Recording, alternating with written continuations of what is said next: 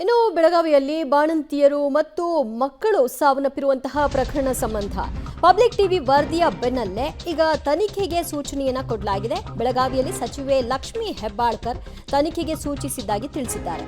ಬಳ್ಳಾರಿಯಲ್ಲಿ ನಡೆದ ಘಟನೆ ಬಗ್ಗೆ ವರದಿ ಕೇಳಿದ್ದಾರೆ. ತನಿಖೆ ನಡೆಸಿ ವರದಿ ನೀಡಲು 1 ವಾರಗಳ ಡೆಡ್ಲೈನ್ ಅನ್ನು ಕೊಟ್ಟಿದ್ದಾರೆ. ಅಧಿಕಾರಿಗಳ ಬಳಿ ನಿಖರ ಕಾರಣದ ಬಗ್ಗೆ ವರದಿಯನ್ನ ಕೇಳಿ ರಿಪೋರ್ಟ್ ಕೊಡುವಂತೆ 1 ವಾರಗಳ ಗಡುವನ್ನು ಕೊಡಲಾಗಿದೆ. ಬೆಳಗಾವಿ ಪ್ರಕರಣದ ಬಗ್ಗೆಯೂ ವರದಿ ಕೇಳಿದ್ದೀನಿ ಅಂತ ಸಚಿವೆ ಲಕ್ಷ್ಮೀ ಹೆಬ್ಬಾಳ್ಕರ್ ಹೇಳಿದ್ದಾರೆ.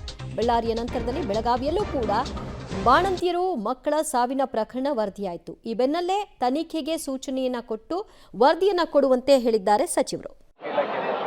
ಆರೋಗ್ಯ ಇಲಾಖೆ ಆಗಿರಬಹುದು ಅಥವಾ ಆರೋಗ್ಯ ಶಿಕ್ಷಣ ಇಲಾಖೆ ಆಗಿರ್ಬೋದು, ನಾನು ಆಗಿರ್ಬೋದು, ಮೊನ್ನೆ ನಡೆದಂಥ ಕ್ಯಾಬಿನೆಟ್ ಮೀಟಿಂಗ್ನಲ್ಲಿ ನಾವು ಸಂಪೂರ್ಣವಾಗಿ ಕರ್ನಾಟಕದಲ್ಲಿ ಎಷ್ಟು ಕಳೆದ 3 ತಿಂಗಳಲ್ಲಿ ಎಷ್ಟು ಬಾಣಂತಿಯರ ಇದಾಗಿದೆ, ಗರ್ಭಿಣಿಯರದಾಗಿರ್ಬೋದು ಅಥವಾ ಮಕ್ಕಳದ್ದು ಏನು ಪ್ರಮಾಣ ಅನ್ನೋದನ್ನು ನಾವು ಕಲೆಕ್ಟ್ ಮಾಡ್ತಾ ಇದ್ದೀವಿ. ಏನು ಕಾರಣ ಅನ್ನೋದನ್ನು ಕೂಡ ಸ್ಟಡಿ ಮಾಡ್ತಾ ಇದ್ದೀವಿ. ಬಳ್ಳಾರಿಯಲ್ಲಿ ನಡೆದಂಥ ಘಟನೆ ಯಾವ ಕಾರಣದಿಂದ ಆಗಿದೆ ಅನ್ನೋದು ಕಳಪೆ ಗುಣಮಟ್ಟದ ಒಂದು ಔಷಧಿಯಿಂದ ಈಗಾಗಲೇ ನಾವು ಕಪ್ಪು ಪಟ್ಟಿಗೆ ಆ ಒಂದು ಕಂಪನಿಯನ್ನು ಸೇರಿಸಿದ್ದೀವಿ ಮತ್ತು ಇನ್ವೆಸ್ಟಿಗೇಷನ್ ನಡೀತಾ ಇದೆ. ಮತ್ತು ಆ ಕಂಪನಿಯ ಮೇಲೆ ಏನು ನಾವು ಕ್ರಿಮಿನಲ್ ಮೊಕದ್ದಮೆಯನ್ನು ಏನು ನಾವು ದಾಖಲಿಸಬೇಕಾಗಿತ್ತು ಅದನ್ನು ಕೂಡ ಮಾಡ್ತಾ ಇದ್ದೀವಿ.